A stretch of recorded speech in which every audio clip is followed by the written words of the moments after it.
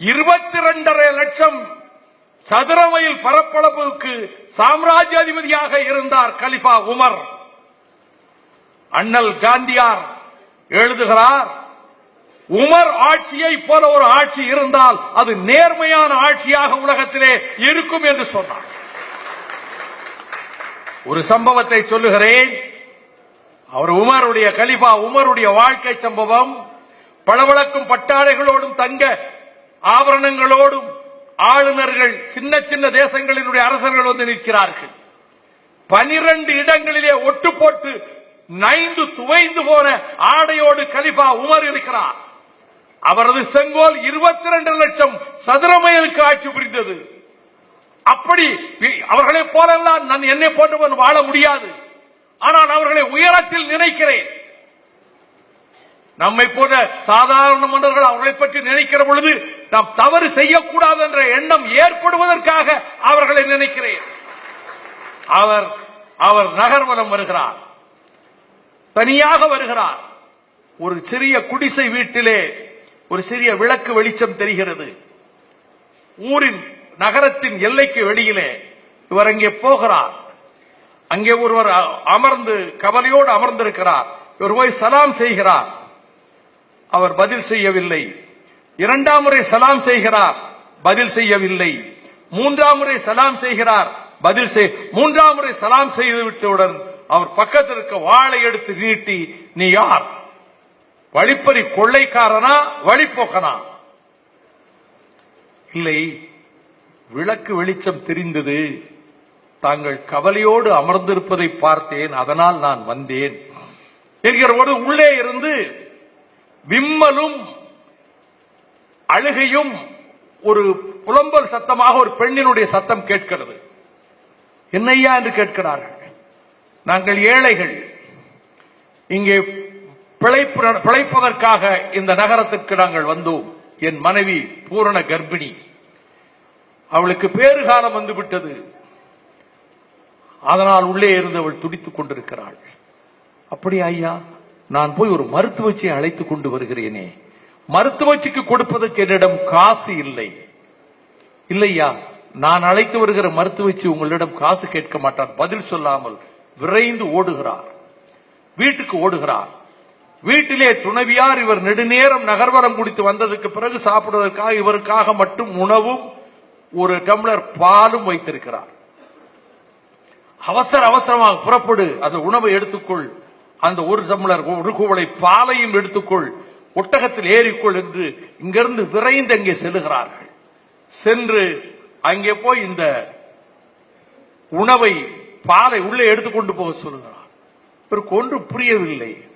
நீங்க மருத்துவச்சி அழைத்து வர சொன்னீர்கள், நான் அழைத்து வருகிறேன் என்றவா, நல்ல மருத்துவம் பார்ப்பார்கள் இந்த சகோதரி, இந்த பெண், அந்த மருத்துவச்சி அழைத்து வந்திருக்கிறேன் என்று சொல்கிறார். உள்ளே போன உடனே இவர் கேட்கிறார், இந்த ஊர் கலிஃபா உமர் எப்படிப்பட்டவர்? மக்கள் அவரை நேசிக்கிறார். நிறைய பணம் சம்பாதிப்பாரோ? பணம் சம்பாதிப்பவர்களை இங்கே கலிஃபாக்களாக நாங்கள் இந்த மக்கள் தேர்ந்தெடுப்பதில்லை என்று சொல்லுகிறார். அப்பொழுது உள்ளே இருந்து, மன்னரே, உங்கள் நண்பருக்கு அழகான ஆண் குழந்தை பிறந்திருக்கிறது என்று உள்ளே இருந்து சத்தம் வருகிறது. உடனே கலிஃபா உமரா நீங்கள் என்று அவர் அப்படியே அங்கமெல்லாம் விதிர்க்க போய் கேட்கிறார். இது ஒரு சம்பவம். இந்த சம்பவம் மட்டுமல்ல, அவர் எவ்வளவு கண்டிப்பானவர் என்பதற்காக சொல்லுகிறேன். என் சகபாக்களே, சாராய பீப்பாய்கள் எல்லாம் உடை தெருங்கள், மதினாவின் தெருக்களிலே அது விரைந்து செல்லட்டும், ஓடட்டும் என்று சொன்னாரே, மதுவை ஒழிக்க வேண்டும் என்பதற்காக இஸ்லாமிய பெருமக்கள் இன்றைக்கு அதை பற்றி எவ்வளவு மகிழ்ச்சியோடு இருக்கிறார்கள் என்பதை நான் எண்ணி பார்க்கிறேன். அப்படி அத்தகைய நிலை இருக்கக்கூடிய ஒரு சூழலில், மது அருந்தக்கூடாது என்று இருக்கக்கூடிய சூழலில், ஒரு மகன், அவருக்கு அப்துல்லா உபயதுல்லா போக இன்னொரு மகன், அவன் மது அருந்தி விட்டான் என்ற குற்றச்சாட்டு வருகிறது. விசாரணை நடக்கிறது. கலிஃபா உமருடைய மகன். அப்படி விசாரணை நடக்கின்ற பொழுது நிரூபணமாகிவிடுகிறது மது அருந்தினான் என்று. அப்பொழுது இருந்த சட்டத்தின்படி மது அருந்தியவர்களுக்கு 80 கசையடிகள் கொடுக்க வேண்டும். எனவே கலிபா மகனுக்கு, உமர் மகனுக்கு இப்பொழுது 80 கசையடிகள் கொடுக்க வேண்டும் என்கிற பொழுது சேவகர்கள் சவுக்கு நாங்கள் கசையடி கொடுக்கிறோம் என்று வருகிறார்கள். இல்லை, நீங்கள் கலிபா மகன் என்பதனால் நீங்கள் ஒப்புக்கு கசையால் அடிப்பதை போல் நீங்கள் பாவனை காட்டுவீர்கள், நானே கசையால் அடிக்கிறேன் என்று சவுக்கை வாங்கி அடிக்கிறார். இடி விழுந்தது அந்த குடும்பத்தில். 80 அடிகள் அடித்து முடிப்பதற்குள் ஏற்கனவே இதய அதிர்ச்சியிலே இருந்த அந்த மகன் கீழே விழுந்து இறந்து போனான். அப்துல்லா உபைதுல்லா பஸ்ரா நாட்டுக்கு போய் அங்குள்ள ஆளுநரை சந்திக்கிறார்கள். அரசாங்கத்துக்கு, கலிபா அரசாங்கத்துக்கு கொடுக்க வேண்டிய நிதியை அவர்கள் தருகிறார். அந்த கவர்னர் அவர் சொல்லுகிறார், இங்கே பொருள்கள் விலை மிக குறைவு, ஆனால் பேரரசர் இருக்கிற இடத்திலே விலை அதிகம்.